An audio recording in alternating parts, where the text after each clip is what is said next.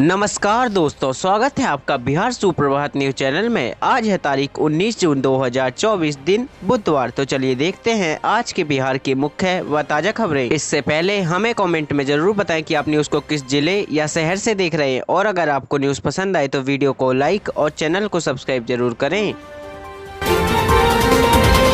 बिहार में नौकरी की बहार, 3 महीने में 1,99,000 बेरोजगारों को नियुक्ति पत्र देगी नीतीश सरकार। जी हां दोस्तों, मुख्यमंत्री नीतीश कुमार ने सोमवार को कहा कि अगले 3 महीने में वो युवाओं को 1,99,000 सरकारी नौकरियां देंगे। इस वित्तीय वर्ष के अंत होने तक वो 5,17,000 नौकरियां कर देंगे। उन्होंने इसके पीछे की अपनी मंशा को बताया कि हम अपना वादा पूरा करने में जुटे हुए हैं। नीतीश सरकार ने 2025 तक युवाओं को 10 लाख सरकारी नौकरियां देने का वादा किया था। उन्होंने इस मामले से संबंधित अधिकारियों से प्लान बनाने को कहा है ताकि मिशन मोड के तहत बेरोजगार युवाओं को नौकरियां देने का टारगेट समय रहते पूरा किया जा सके। मुख्यमंत्री कार्यालय में जारी एक विज्ञप्ति में कहा गया कि वित्तीय वर्ष 2023 से 24 के अंत तक 7,16,000 लाख युवाओं को सरकारी नौकरियां देने के काम में तेजी लाने की योजना हालिया मीटिंग में हुई है। 36 घंटे में बिहार पहुंच जाएगा मानसून, 5 दिन तक इलाकों में जमकर होगी बारिश। जी हां, बिहार में पड़ रही भीषण गर्मी के बीच राहत वाली खबर सामने आई है। अगले 36 घंटों के भीतर राज्य में मानसून का प्रवेश हो जाएगा।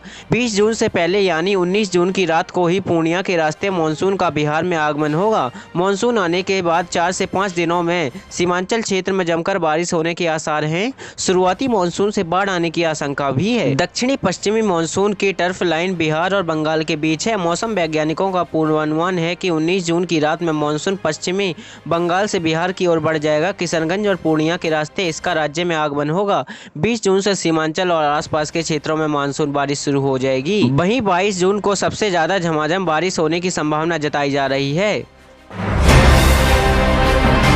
प्रधानमंत्री मोदी ने जारी की सम्मान निधि की 17वीं किस्त, बिहार के अन्नदाताओं को मिलेगी राशि।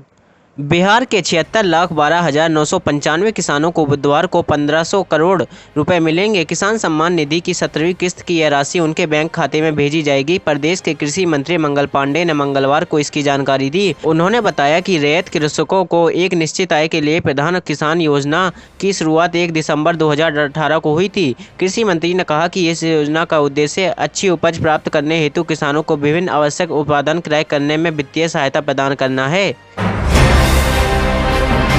अररिया में उद्घाटन से पहले गिरा पुल, 12 करोड़ की लागत से हुआ था तैयार।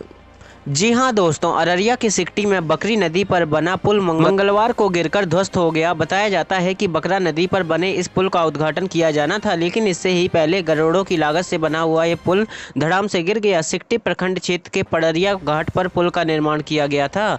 मिली जानकारी के अनुसार सिकटी प्रखंड स्थित बकरा नदी पर 12 करोड़ की लागत से पहरिया पुल का निर्माण किया गया था। मंगलवार को पुल के 3 पिलर नदी में धंस गए और पुल गिर गया। पुल निर्माण करने वाली एजेंसी के लोग मौके पर पहुंच गए और प्रशासन की टीम भी आ गई। नीतीश कुमार के घर पर बड़ी बैठक, चुस्ती फुर्ती में पहुंचे 8 मंत्री, अलर्ट मोड पर टॉप अधिकारी। मुख्यमंत्री नीतीश कुमार ने मंगलवार को सीएम हाउस स्थित संकल्प कक्ष में संभावित बाढ़ और सुखाड़ के पूर्व की तैयारियों पर उच्च स्तरीय समीक्षा बैठक की। इस बैठक में वीडियो कॉन्फ्रेंसिंग के माध्यम से सभी जिलाधिकारी व पुलिस अधीक्षक भी जुड़े थे। मुख्यमंत्री ने कहा कि सभी विभाग व जिलों के डीएम बाढ़ और सुखाड़ को लेकर अलर्ट रहें। मुख्यमंत्री ने कहा कि आपदा प्रबंधन विभाग निरंतर पूरी स्थिति को मॉनिटरिंग करते रहे। कहाँ क्या करने की जरूरत है इस पर काम हो ताकि लोगों को किसी तरह की दिक्कत न हो। उन्होंने कहा कि भूजल स्तर पर नजर रखें व पेयजल का इंतजाम रहे। हर घर नल का जल योजना के माध्यम से लोगों को शुद्ध पेयजल मिलता रहे, इसे सुनिश्चित किया जाए। जल जीवन हरियाली अभियान के तहत जल संरक्षण को लेकर जो कार्य हो रहे हैं उसकी सतत निगरानी होती रहे। तीसरी सरकार बनाकर पीएम मोदी का पहला बिहार दौरा कल, नालंदा यूनिवर्सिटी कैंपस का करेंगे उद्घाटन।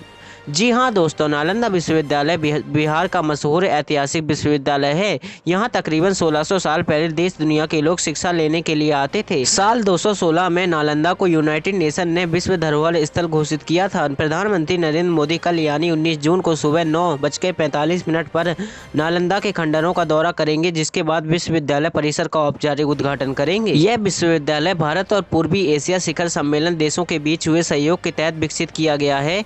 विज्ञप्ति में बताया गया है कि 17 देशों के मिशन प्रमुख इस सम्मेलन में हिस्सा लेंगे। सम्मेलन में बिहार के राज्यपाल राजेंद्र विश्वनाथ और मुख्यमंत्री नीतीश कुमार भी नरेंद्र मोदी के साथ शामिल होंगे।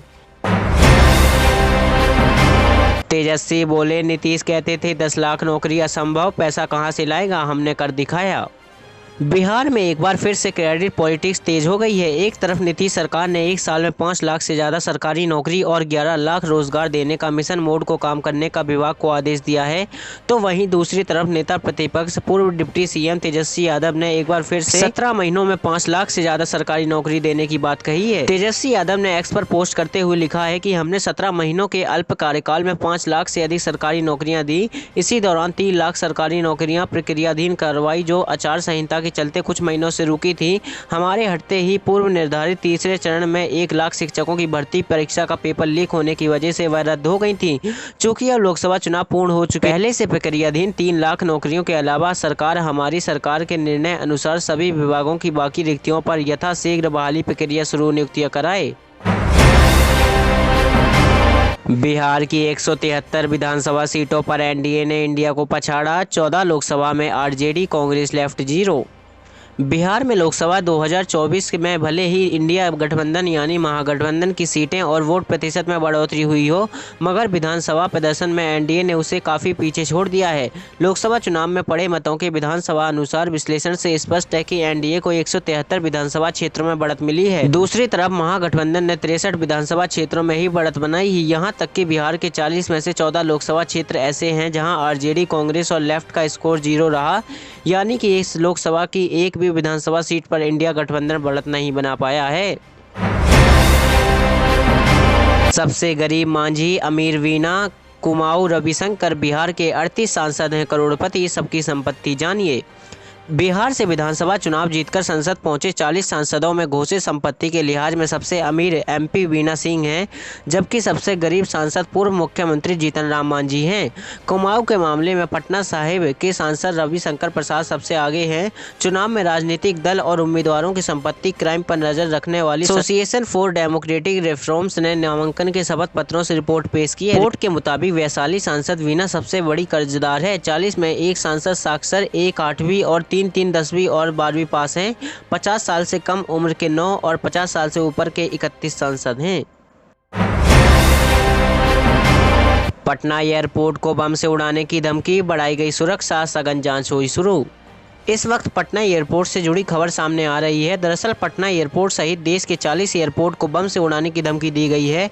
जानकारी के अनुसार ईमेल के जरिए धमकी भेजी गई है। वहीं धमकी मिलने के बाद एयरपोर्ट पर सुरक्षा के कड़े इंतजाम कर दिए गए हैं। सघन तलाशी अभियान चलाया जा रहा है। जानकारी के अनुसार कल दिन में ईमेल प्राप्त हुआ था। बापू धाम मोतिहारी रेलवे स्टेशन होगा वर्ल्ड क्लास, सांसद राधा मोहन सिंह ने की समीक्षा। पूर्वी चंपारण के सांसद और पूर्व रेलवे स्टैंडिंग कमेटी के चेयरमैन राधा मोहन सिंह ने मंगलवार को विश्व स्तर पर विकसित किए जा रहे बापू धाम मोतिहारी रेलवे स्टेशन के कार्य की प्रगति की समीक्षा की और समय के अंदर बापू धाम स्टेशन के जल्द से जल्द निर्माण पूरा करने का टारगेट भी दिया। सांसद के अलावा रेलवे के अधिकारियों के समक्ष कार्य एजेंसी के लोगों ने चल रहे कार्य का प्रेजेंटेशन दिया। मैं भी मुस्लिमों का, जेडीयू सांसद का मिला गिरिराज का साथ, यादवों के लिए कह दी ऐसी बात। केंद्रीय कपड़ा मंत्री गिरिराज सिंह ने कहा कि भारत को इस्लामिक स्टेट बनाने के लिए जोर आजमाइश की जा रही है। इसके लिए इस्लामिक कट्टरपंथी मिशन मोड में काम कर रहे हैं। लोकसभा चुनाव के परिणाम ने इसे स्पष्ट कर दिया है। मंगलवार को भाजपा नेता देवांशु किशोर के आवास पर सम्मान समारोह में उन्होंने यह बात कही। केंद्रीय मंत्री ने कहा, देश में सनातन को कमजोर करने की साजिश चल रही है, इसलिए हिंदुओं को एकजुट होना होगा। उन्होंने यह भी कहा कि यादव भटक गए हैं, वह माई समीकरण में शामिल होकर गठजोड़ का साथ दे रहे हैं। उन्हें बाद में पता चलेगा कि यह कितना घातक है।